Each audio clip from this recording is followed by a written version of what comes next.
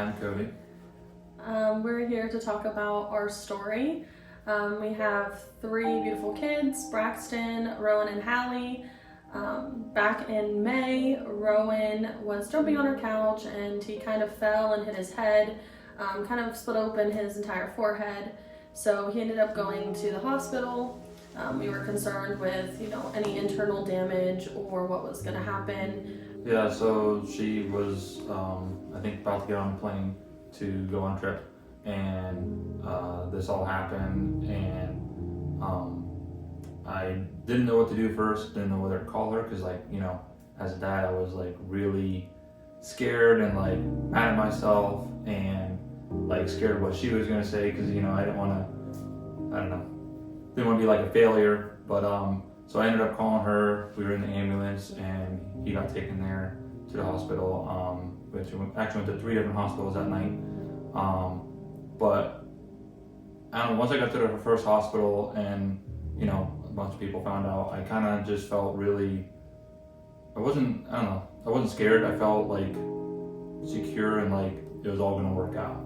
I don't know why, just kind of one of those things. Just the family around me and the church showed up too. And then fast forward to September, I was away helping co-lead our women's retreat, and I got another call from Cody saying that Hallie had fallen down a 7-foot hole in our barn. She had landed headfirst in a cement trough, and that they were going to the hospital. He had no idea what was going to happen, what was going on, or how bad it could be. So Hallie fractured her skull in 2 places. She fractured it horizontally across the back of her skull, and then she also had 3 separate areas of a brain bleed. When we spoke to the neurosurgeon the next day, she had told us that the fracture was straight across and it was the best possible fracture that she could have had. And then she explained to us that the bleeding was in 3 separate spots, one being inside the brain right by an artery, but the way all 3 of them lined up caused it to be pushing on each bleed to stop it from bleeding, to stop the artery from bleeding, so there was no surgery needed. That she was the best case scenario all around. So 2 situations right in a row, not back to back, of emergency and needing to trust God and not be full of fear and anxiety and be overwhelmed by what the possible outcome could be, right? So Cody, tell us, what was that like for you to just say, okay, God, my kids are in your hands? It was scary, both instances. Like I said, I was kind of at a loss for what to do. I felt like a failure as a dad, and but I just kind of, right after I kind of had all those thoughts, I had Will, I think, show up in both instances, and he kind of reminded me both times, hey, it's not your fault, God's got this. And it just, after that, even throughout the whole situation, I just had a peace about it all. Even spending the night in the hospital with Hallie, and the doctors just kind of kept saying, you're really lucky, and we both knew we weren't lucky. It was God had his hand in every situation. I was at that women's retreat, and honestly, the women that was surrounding me, they just encouraged me to continue to pray. We were in the middle of worshiping when Cody had called me to tell me all of this. We were at our primary session, and in the middle of it, all I could do was kind of pray because it was out of my hands. It was the only thing that I could do.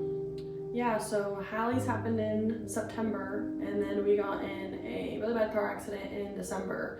So how many months away is that? 3? We were going up to Chardon with the kids to have a day with Mimi and Poppy.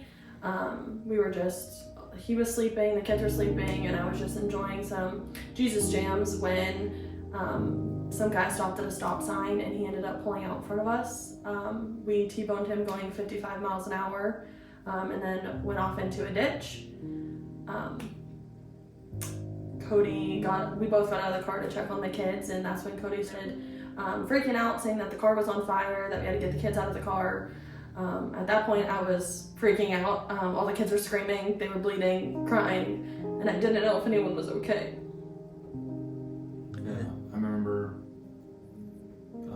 Braxton, you said he was crying, but like a silent cry, like he wasn't making any noise, and she was really scared that, you know, he wasn't there with us. Well, then people stopped, but there was some teenagers that got out of their car and came to the edge of the road. We were in a deep ditch in the field, and Liz was in so much pain that she couldn't really move. So I was getting Hallie out on my side, and she turned and looked at them and just kind of hopeless asked, "Can somebody please help get my kids out of the car?" And I can't remember what was his name. Ribbon. He jumped down into the ditch and started getting Rowan out. I handed Hallie to, which I thought was Liz, but it was it was Ribbon's girlfriend, I think. Yeah. And went into the middle of the car to get Braxton out. And they were just a real saving grace for us. And then after all of this, Rowan was talking to my mom one day about the accident, like, you know, scrapes and bruises he had on him, where they came from, and he talked about how he had one that came from the accident and how there was 3 angels that kept them safe and kept the bad guys away. So that was something pretty awesome. And there's been a couple times, right, where they spoke up about remembering or seeing angels. Yeah, when we were trying to finish our plans that we didn't get to finish that day, we were driving up the same road, and my oldest Braxton had said, "Mommy, what happens if we get into another car accident?" And we told him that wasn't going to happen, but at that time, Rowan, who's 3, who doesn't speak very well, very clearly said, "We have 5 angels in our car right now." And he named off how there's one for each of us. And he said, "My name, there's an angel for you, Braxton. There's an angel for me. There's an angel for Hallie. There's an angel for Mommy. And there's an angel for Daddy." I've been saying quite a few times that for a lot of people, they think this is all like a big coincidence, that we just happen to get lucky in all these situations. But that's not what I believe. You know, coincidences, they run out. But God doesn't. He continually shows up. He's standing right there with you in the middle of every single storm. Without him being present in this last year, I'm not really sure how we would have gotten through any of it. Yeah, I mean, one thing I know both of us have said, it's really tested our faith, but it's also grown our faith at the same time. You know, that there's no other explanation. There's no other way other than just having God. For anyone questioning or, you know, far from God and thinking, you know, is he even real? My entire family is living proof that he is, and he will show up and he will take care of you. I'm Cody. I'm Liz, and this is our story about God's grace.